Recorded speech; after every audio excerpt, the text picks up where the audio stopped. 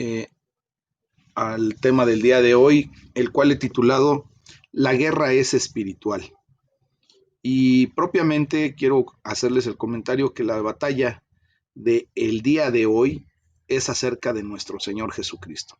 Por eso es más espiritual de lo que nos podemos imaginar toda nuestra guerra que podemos estar viviendo y teniendo, esas luchas del día a día, mis amados hermanos. Entonces, fíjense bien que pues yo ya tengo, para la gloria de Dios, 16 años de caminar en los caminos de nuestro Señor Jesucristo. Y durante todos estos años yo me he percatado, me he dado cuenta de que se ha producido un gran cambio en nuestra cultura. Y me veo en la necesidad de hacer el comentario de que precisamente es en la cultura religiosa, no solo de nuestro país, sino prácticamente de todo el mundo. Fíjense que hay un cambio de actitud hacia nuestro Señor Jesús, especialmente entre la gente joven. Muchos jóvenes dicen que creen en Dios e incluso que están abiertos hasta la idea de creer en el Espíritu Santo como parte de la Trinidad, como el Dios Todopoderoso, ¿verdad? Pero cada vez más, mis amados, Jesús se ha convertido en la piedra de tropiezo para muchos jóvenes y pues también para mucha gente adulta. La gente dice cosas como, pues no entiendo de bien a bien la condición real de Jesús y menos que venga a una situación en mi vida. Entonces, el día de hoy quiero decirles que la batalla es acerca de lo que acontece alrededor de nuestro Señor Jesucristo. La batalla o la guerra es netamente espiritual. Y la pregunta que se genera en este momento ¿es Jesús el Salvador universal? Y, y es la misma batalla que se dio en el siglo I, allá en los inicios de la iglesia primitiva, de la iglesia de nuestro Señor Jesús. La gente de hoy en día acepta fácilmente a Jesús como el único camino, pero lo que ofende a la gente que no conoce bien a nuestro Señor Jesucristo es su singularidad, ¿verdad? Eh, Hoy vamos a ver cómo por más excepcionales que sean las personas que nos encontramos a lo largo de la Biblia, así como Moisés, como un Josué, esos guerrerazos, ¿verdad? Elías, Juan el Bautista, pues ninguno de ellos fue como nuestro Señor Jesucristo, quien verdaderamente es el único Salvador universal, el único Salvador de nuestras vidas. Y vamos a ver lo que dice el Salmo número 53, completo del versículo 1 al 6. Y aquí nos vamos a encontrar algo singular, algo especial. Y aquí vamos a ver que no hay nadie como nuestro Señor Jesucristo. Amén. Entonces vamos a leer la palabra de Dios y dice, dice el necio en su corazón, no hay Dios. Se han corrompido e hicieron abominable maldad. No hay quien haga bien. Dios desde los cielos miró sobre los hijos de los hombres para ver si había algún entendido que buscara a Dios. Cada uno se había vuelto atrás, todos se habían corrompido. No hay quien haga lo bueno, no hay ni aun uno. No tienen conocimiento todos los que hacen iniquidad, que devoran a mi pueblo como si comiesen pan y a Dios no invocan. Allí se sobresaltaron de pavor donde no había miedo, porque Dios ha esparcido los huesos del que puso asedio contra ti. Los avergonzaste porque Dios los desechó. Oh, si saliera de Sión la salvación de Israel, cuando Dios hiciere volver de la cautividad a su pueblo, se gozará Jacob y se alegrará Israel. Efectivamente, Pepe, también un hombre llamado Saulo de Tarso, que después conocemos propiamente como el apóstol Pablo, ¿verdad? También fue un personaje pues muy excepcional en la palabra de Dios, pero ni aún él se asemeja ni por tantitito a lo que verdaderamente es nuestro Señor Jesucristo. Y quiero decirles, tomando ya el tema, por ejemplo, Napoleón Bonaparte afirmó algo muy curioso y lo voy a citar. Dijo él, conozco a los hombres y te aseguro que Jesús no era meramente hombre.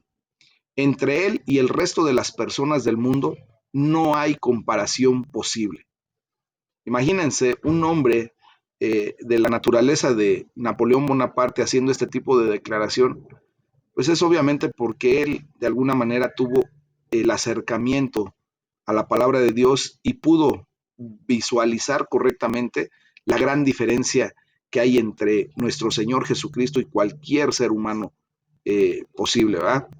Jesús es diferente de cualquier otro ser humano que jamás haya vivido y que jamás vivirá.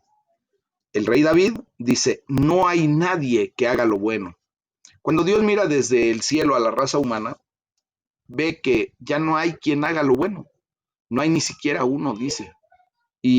Ahí nos estábamos ustedes y yo también en esa visualización que Dios hace desde el cielo. Porque antes de llegar a los pies de Cristo teníamos, ¿verdad? Muchas acciones equivocadas. Tomábamos decisiones erróneas. Desgraciadamente eso nos llevó pues a empezar a tener problemas con nosotros mismos, con la gente que nos rodeaba, y muchos podrán decir, yo no, yo estuve muy bien y me sentía bien, pero quiero decirles también que cuando nos acercamos a la palabra de Dios, Dios escudriña nuestro corazón, sabe las intenciones de nuestros pensamientos, de nuestro corazón, y Él nos puede hacer observaciones muy claras y contundentes de cuando andábamos sin Cristo. Ahora, para la gloria de Dios, pues tenemos la salvación, la vida eterna y sobre todo la gran bendición de ahora estar siendo transformados a la imagen de nuestro Señor. Entonces, aquí en este salmo, David busca esperando un Salvador y dice, ojalá que del monte Sión venga la salvación de Israel. Y por supuesto, su anhelo fue cumplido en nuestro Señor Jesús, quien era único en su bondad absoluta. El apóstol Pablo cita este salmo para mostrar la necesidad de un Salvador que tienen o que tenemos todos los seres humanos. Y vamos a ver lo que dice Romanos capítulo 3 del versículo 10 al 12. Y dice la palabra de Dios, dice, como está escrito, no hay justo ni aun uno, no hay quien entienda, no hay quien busque a Dios, todos se desviaron, a una se hicieron inútiles. No hay quien haga lo bueno, no hay ni siquiera uno. Nos damos cuenta al examinar esta declaración eh, y al ver cómo Pablo diferenciaba perfectamente bien a los pueblos de este mundo, o sea, a los judíos y a los gentiles, a las personas morales y hasta las personas inmorales, pues llega a la conclusión de que no hay nadie que pueda ser clasificado por Dios como bueno y justo. Y por eso escribe de esta manera, por tanto, nadie será justificado en presencia de Dios. La maravilla del Evangelio es que nosotros, que no éramos justos, ¿verdad? Ahora hemos sido declarados justos por medio de la justicia perfecta de Jesús. Dice el versículo 22, la justicia de Dios de Romanos 3, el versículo 22 dice, la justicia de Dios por medio de la fe en Jesucristo para todos los que creen en Él, porque no hay diferencia, por cuanto todos pecaron y están destituidos de la gloria de Dios, siendo justificados gratuitamente por su gracia, mediante la redención que es en Cristo Jesús. Amén. Entonces ahora, como nosotros estamos justificados delante de Dios, Él nos ve justos. Cuando de repente fallamos, cuando de repente nos equivocamos, cuando hacemos injusticias nosotros, pues tenemos nosotros la gran bendición de poder acercarnos a Dios y de pedir perdón, arrepentirnos y retomar el camino en Cristo Jesús, siendo nuevamente justificados. Esto no nos da derecho ni permiso, ¿verdad?, para seguir pecando cotidianamente y constantemente como un estilo de vida. No, realmente lo que habla la palabra de Dios es que nuestro Señor perdona nuestros pecados cuando nosotros nos acercamos con un corazón contrito y humillado y cuando tenemos verdaderamente el deseo de ya no volver a pecar sobre ese mismo rango, sobre esa misma condición, ¿ok? Entonces, es el momento de darle gracias a Dios porque ahora es posible para todos nosotros tener la justicia de Dios que proviene de la fe en Jesucristo, para todos los que creen. Esto no está limitado para griegos, para judíos, para gentiles. No, está para todos y cada uno de los que creen en Jesucristo, los que depositan su fe y su confianza en Él. Amén. Y ahora es el momento de iniciar el Evangelio según San Juan. El día de ayer tuvimos la oportunidad de concluir el Evangelio según San Lucas y ahora vamos a iniciar. Y vamos al capítulo 1 del versículo 1 al 28 y vamos a ver cómo Jesús es único, ¿verdad? Y dice la palabra de Dios. En el principio, Él era el Verbo, y el Verbo era con Dios, y el Verbo era Dios. Este era en el principio con Dios. Todas las cosas por Él fueron hechas, y sin Él nada de lo que ha sido hecho fue hecho. En Él estaba la vida, y la vida era la luz de los hombres. La luz en las tinieblas resplandece, y las tinieblas no prevalecen contra ella. Hubo un hombre enviado de Dios, el cual se llamaba Juan. Este vino por testimonio, para que diese testimonio de la luz, a fin de que todos creyesen por él. No era él la luz, sino para que diese testimonio de la luz. Aquella luz verdadera que alumbra a todo hombre venía a este mundo. En el mundo estaba, y el mundo por él fue hecho, pero el mundo no le conoció. A lo suyo vino, y los suyos no le recibieron. Mas a todos los que le recibieron, a los que creen en su nombre, les dio potestad de ser hechos hijos de Dios, los cuales no son engendrados de sangre, ni de voluntad de carne, ni de voluntad de varón, sino de Dios. Y aquel Verbo fue hecho carne, y habitó entre nosotros, y vimos su gloria, gloria como del unigénito del Padre, lleno de gracia y de verdad. Juan dio testimonio de él y clamó diciendo: Este es de quien yo decía, el que viene después de mí es antes de mí, porque era primero que yo. Porque de su plenitud tomamos todos, y gracia sobre gracia. Pues la ley por medio de Moisés fue dada, pero la gracia y la verdad vinieron por medio de Jesucristo. A Dios nadie le vio jamás. El unigénito Hijo, que está en el seno del Padre, Él le ha dado a conocer. Este es el testimonio de Juan. Cuando los judíos enviaron de Jerusalén sacerdotes y levitas para que le preguntaran: ¿Tú quién eres? Confesó y no negó, sino confesó: Yo no soy el Cristo. Y le preguntaron: ¿Qué pues? ¿Eres tú Elías? Dijo: No soy. ¿Eres tú el profeta? Y respondió: No. Le dijeron: Pues, ¿quién eres? Para que demos respuesta a los que nos enviaron. ¿Qué dices de ti mismo? Dijo: Yo soy la voz de uno que clama en el desierto: enderecen el camino del Señor, como dijo el profeta Isaías. Y los que habían sido enviados eran de los fariseos, y le preguntaron y le dijeron: ¿Por qué pues bautizas, si tú no eres el Cristo, ni Elías, ni el profeta? Juan les respondió diciendo: Yo bautizo con agua, mas en medio de ustedes está uno a quien ustedes no conocen. Este es el que viene después de mí, el que es antes de mí, del cual yo no soy digno de desatar la correa del calzado. Estas cosas sucedieron en Betabara, al otro lado del Jordán, donde Juan estaba bautizando. Aquí nos damos cuenta de que Jesús es único, singular. Él no tiene comparación con ninguno de nosotros, con ningún hombre que haya pisado la tierra, ¿verdad? Entonces, nosotros debemos ver que Jesucristo, ¿verdad? Sigue siendo, cuando menos, el único, y seguirá siendo. Si Dios es como Jesús, pues merece la pena, vale la pena creer en Dios, mis amados. Todo el Evangelio de Juan, de principio a fin, es una respuesta a la pregunta: ¿quién es Jesús? Y es aquí en donde entra la verdadera guerra espiritual. ¿Por qué? Porque Jesucristo es la piedra angular de la fe. Para nosotros es nuestra roca de salvación, para los que creemos. Para aquellos que no creen, mis amados hermanos, es la piedra de tropiezo. Así lo dice la palabra, ¿verdad?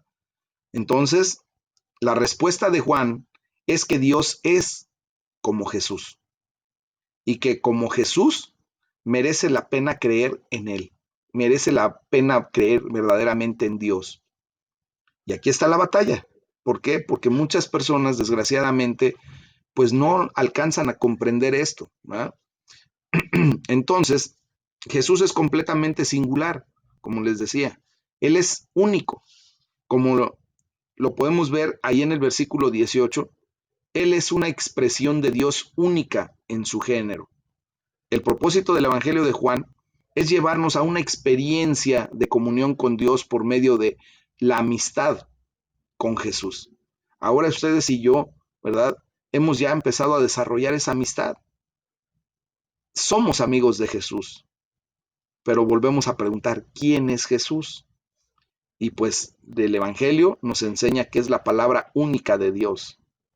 Si nos damos cuenta, el Evangelio de Juan comienza con una brillante descripción de Jesús como la palabra.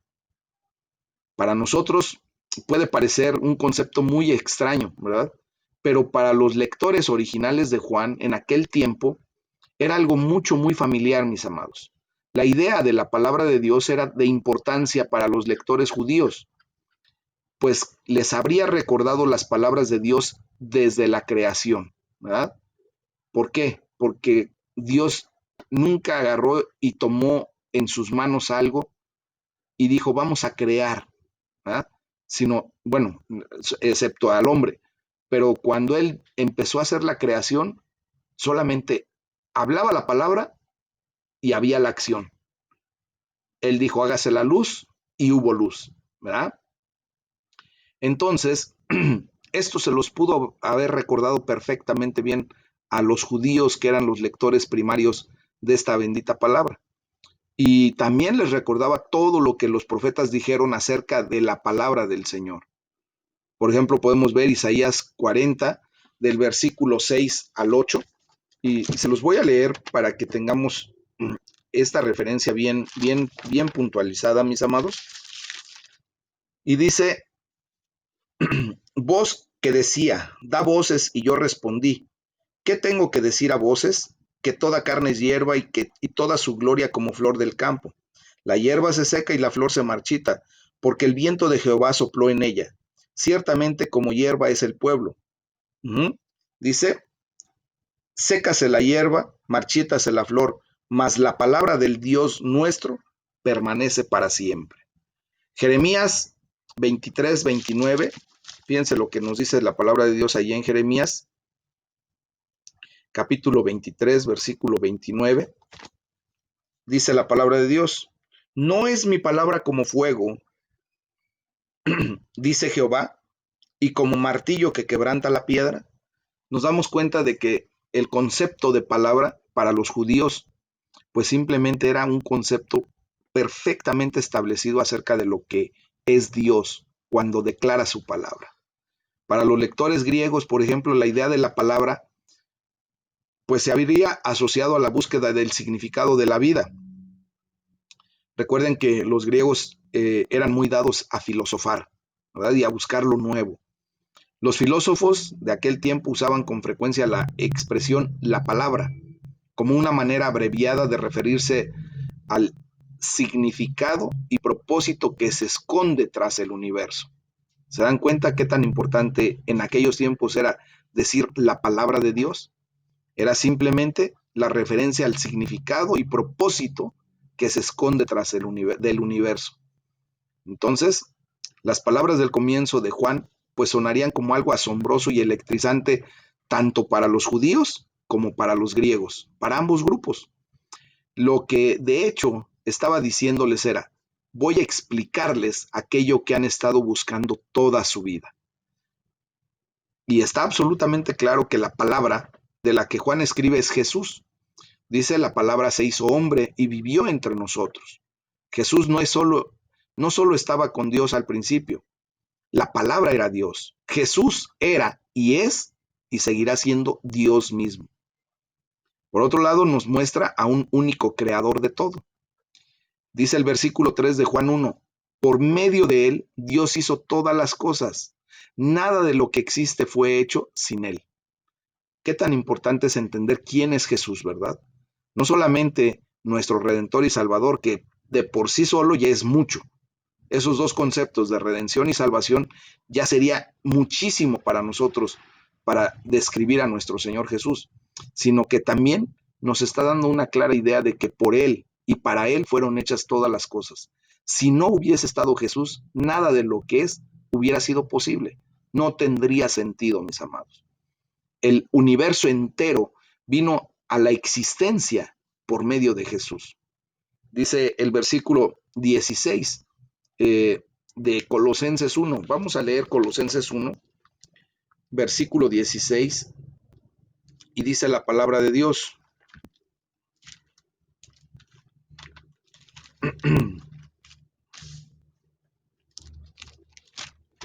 Fíjense bien. Dice, porque en él fueron creadas todas las cosas, las que hay en los cielos y las que hay en la tierra, visibles e invisibles, sean tronos, sean dominios, sean principados, sean potestades. Todo fue creado por medio de él y para él, para Jesús mismo. ¿Se dan cuenta de cómo nuestro Señor Jesucristo es el único creador de absolutamente todo, mis amados? Tú y yo estamos aquí porque nuestro Señor Jesucristo tuvo a bien, ¿verdad?, tener el deseo de que tú y yo existiéramos. Y se dio la palabra y la palabra fue hecha, ¿no? Nosotros no estamos aquí por casualidad, no estamos aquí por la acción de nuestros padres, ¿verdad?, en ese amor que se tuvieron. No estamos aquí por el deseo propiamente del hombre, no. Estamos aquí con un propósito y un objetivo muy claro. Y estamos aquí por el gran amor de Dios, porque Él es el único que puede hacer posible nuestra vida. Amén, gracias a Dios, sí, mi hermano. Entonces, Jesucristo se convierte en la única luz del mundo. De hecho, el versículo 4 de Juan 1 dice, en Él estaba la vida, y la vida era la luz de la humanidad. Esta luz resplandece en las tinieblas, y las tinieblas no podrán extinguirla jamás. La luz es un sinónimo de bondad y de verdad, mis amados. La oscuridad, obviamente, es el sinónimo de la maldad y de la falsedad. La luz y la oscuridad son opuestas, ¿verdad? Pero no son iguales. Una pequeña vela, ¿verdad?, puede alumbrar una habitación que pudo haber estado llena de tinieblas, pero en cuanto encendemos la vela, mis amados, en automático, ¿verdad?, las tinieblas se desvanecen y no será oscurecida por las tinieblas. O sea, la luz elimina las tinieblas, pero no hay una condición contraria de que las tinieblas puedan venir y eliminar a la luz. Una cosa es que apaguemos la vela y que eso permita que las tinieblas vuelvan a prevalecer, pero otra cosa es que las tinieblas mismas pudieran hacer el efecto de lo que hace la luz. Cuando encendemos la luz, las tinieblas desaparecen, ¿verdad? Entonces, la luz es más fuerte que la oscuridad. La oscuridad no puede prevalecer contra la luz. Esto nos lleva a comprender, como hablábamos en la mañana, que Jesucristo es el único verdadero transformador de vidas. Amén. Él es el único que verdaderamente puede venir a transformar nuestra vida radicalmente. Yo he conocido a mucha gente, mis amados hermanos, que han estado inmersos durante mucho tiempo en adicciones y se meten a programas y constantemente los llevan a grupos especiales y llegan a declarar el solo por hoy, ¿verdad? Como los alcohólicos anónimos. Y dicen, solo por hoy voy a estar sobrio, solo por hoy. No me preocupo por el día de mañana, solamente quiero el día de hoy. Pero cuando nos damos cuenta de su realidad, sus fuerzas muchas veces no les alcanza para mantenerse sobrios de por vida. Y por eso se tienen que declarar solo por hoy. Van por un día a la vez, porque saben que en sus fuerzas van a fallar. Entonces, lo único que pretenden es un día a la vez. He visto a muchísima gente que se entrega verdaderamente a Cristo y cómo es transformada de la noche a la mañana, mis amados, y no necesitan declararse solo por hoy, porque Jesús verdaderamente transforma vidas y dejan cualquier tipo de adicción. En mi caso muy particular, ¿verdad? Dios transformó mi vida de una manera excepcional y la gloria sea para el Señor. Entonces, Él es el único que puede verdaderamente transformar nuestras vidas. Yo durante mucho tiempo batallé tratando de dejar de ser como era y en mis fuerzas no lo logré. Llegaba el momento en que volvía yo a caer, volvía yo a desmayar y volvía yo a fracasar.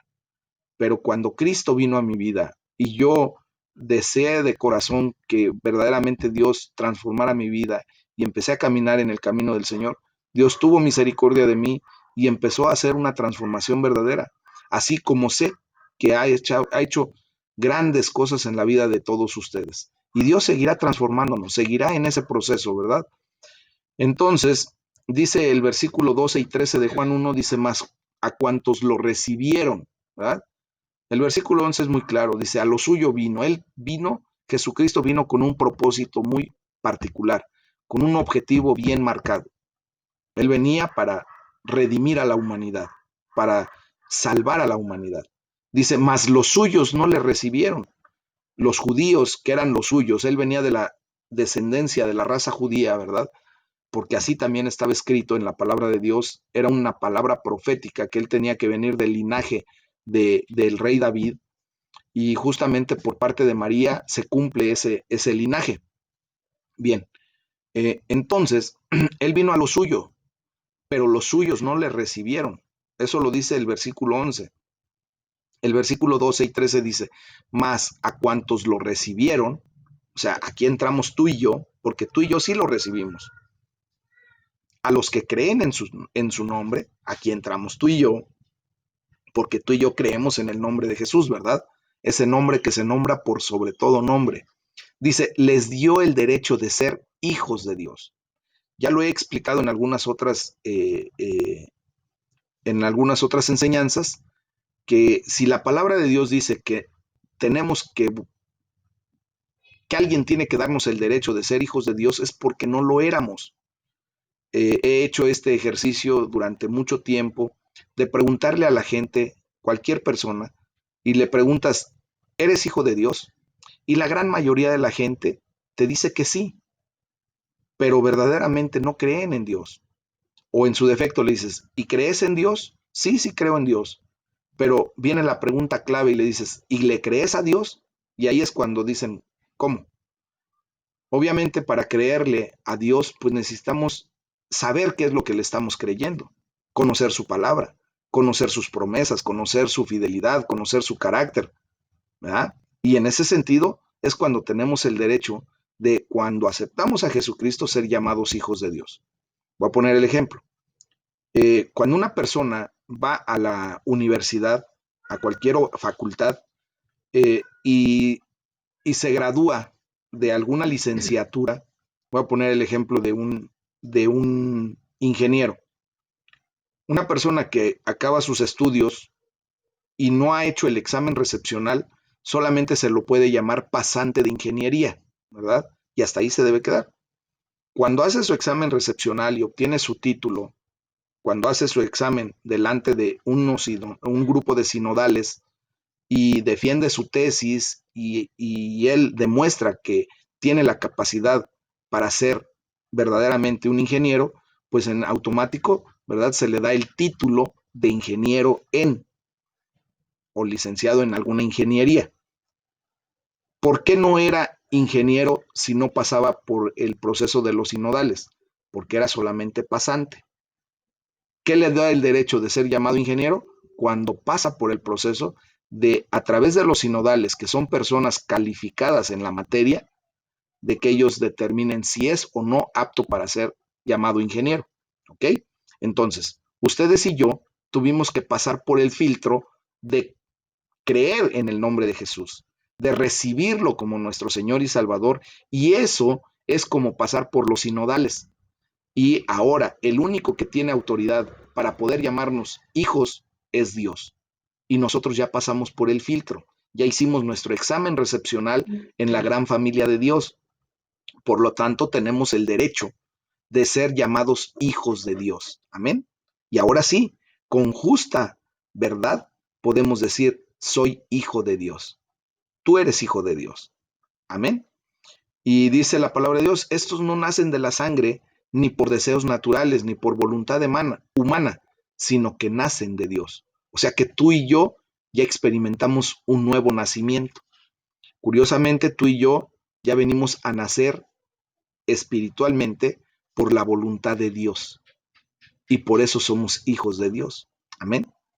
Creer en Jesús pues realiza la mayor y más significativa transformación que es posible obtener. Al recibir a Jesús en tu propia vida, Dios te recibe en su propia familia. ¿Cómo la ves? Bien padre, ¿o no? Tú recibes a Cristo en tu vida y Dios te recibe en su familia. Gloria sea para el Señor, ¿sí o no? Esto nos lleva a observar una única revelación de Dios. Dice el versículo 18 de Juan 1, nadie ha visto jamás a Dios. El Hijo único, que es Dios y que vive en íntima comunión con el Padre, es quien nos lo ha dado a conocer. O sea, de la única manera en que tú y yo podemos conocer verdaderamente a Dios es a través de nuestro Señor Jesucristo. Por eso Él se convierte en nuestro gran maestro, en nuestra guía, ¿sí o no? Él es el camino. Y por eso es muy enfático cuando dice, nadie viene al Padre si no es por mí. O sea, tú y yo no vamos a poder llegar al Padre, al Dios Todopoderoso, a Hashem, al Eterno, si queremos llegar por medio de cualquier nombre que le pongas, ¿verdad? De el mismo San Juan, del mismo San Pedro. Por ellos no vamos a llegar, mis amados. Ellos no son el camino, el único camino verdadero y la revelación absoluta de Dios es Jesucristo. Y es por medio del cual solamente, y sí, y solo sí, podemos llegar al Padre, a la eternidad. Todo en el Antiguo Testamento lleva a la suprema revelación de Dios en Cristo Jesús. Fíjense bien, por eso dice el versículo 16 y 17 de Juan 1, porque la ley fue dada por medio de Moisés, pero el amor y la verdad se han hecho realidad por medio de Jesucristo. Aquí es a donde está el meollo del asunto. Por eso la gente antes de Cristo veía a Dios exageradamente distante, lejísimo, lejos, lejos, lejos. Tan es así que ni siquiera se atrevían a nombrar el nombre de Dios. ¿Por qué? Porque lo sentían en una condición como una persona autoritaria, ¿verdad? Un Dios regañón, un Dios que iba a castigar absolutamente todo. Pero cuando viene nuestro Señor Jesucristo, mis amados hermanos, pues nos muestra el amor y la verdad que Dios es un Padre amoroso, al cual le podemos llamar Abba, Padre, Papito, ¿verdad? Y ya no lo vemos tan distante, ahora Él está en nuestro corazón. No necesitamos ni siquiera asistir a un lugar en particular, en físico, como antes lo tenían que hacer los judíos, que es el pueblo escogido por Dios y a quien les dio la revelación mayor, ¿verdad? Que tenían que ir por lo menos una vez cada año al templo de Jerusalén para rendirle tributo a nuestro Señor. Ahora en Cristo Jesús y con la llegada del Espíritu Santo, como lo veíamos en la mañana, en el día de Pentecostés, pues simple y sencillamente ahora tenemos a Dios en nuestro corazón. Él vive en ti, Él vive en mí. Nosotros somos el templo del Espíritu Santo. Entonces esto nos debe de llevar a la revelación aún mayor que ni siquiera a los judíos se les dio. Aquellos que lo rechazaron, ¿verdad? Y que hasta el día de hoy lo siguen rechazando, ¿eh? Pero la gloria sea para el Señor porque nosotros venimos a una realidad.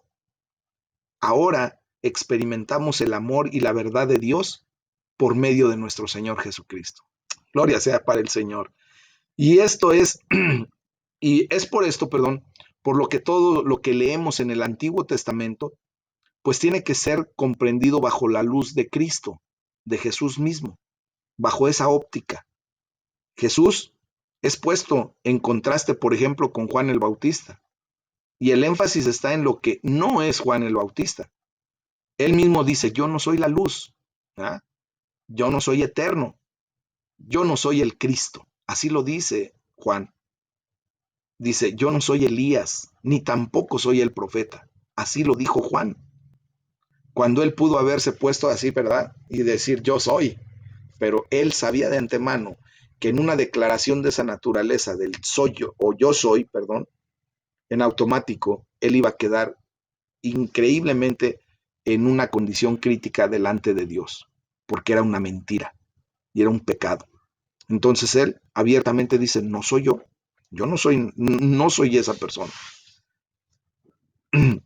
aunque nuestro Señor Jesucristo dice que de Juan, ¿verdad? De Juan se especifica muy claro, ya lo leímos allá en el Evangelio según Mateo, capítulo 11, versículo 11. Jesús dice claramente que ninguno ha sido más grande que Juan el Bautista dentro de los mortales, ¿verdad? El mismo Señor Jesús reconoce que Juan el Bautista, él tenía una condición excepcional. ¿Y saben por qué? Porque él es el profeta que viene delante de nuestro Señor Jesucristo, preparando el camino para que la gente viniera al arrepentimiento y pudiera recibir el perdón de pecados por medio de nuestro Señor. Juan el Bautista dice que de Jesús, dice, él viene después de mí, ¿verdad? Pero él estuvo antes que yo. O sea, es un juego de palabras que si lo analizamos, mis amados, podemos darnos cuenta de que Juan estaba declarando la eternidad de Jesucristo. Él estaba desde antes de que Juan pudiera existir y venía después de que Juan llegó. Recuerden que Juan nace prácticamente 6 meses antes que nuestro Señor Jesucristo.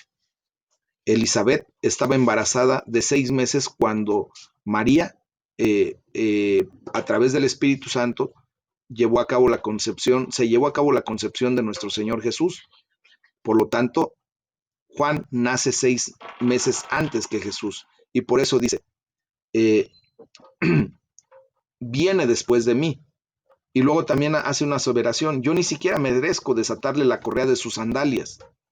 Entonces, la misión de Juan el Bautista, como la de nosotros, como la tuya y la mía ahora, es señalar afuera de nosotros, apuntando al único Jesús, a la única palabra de Dios, al único creador de todo, a la única luz verdadera del mundo, al único transformador de vidas y al único que revela completamente al Dios Todopoderoso.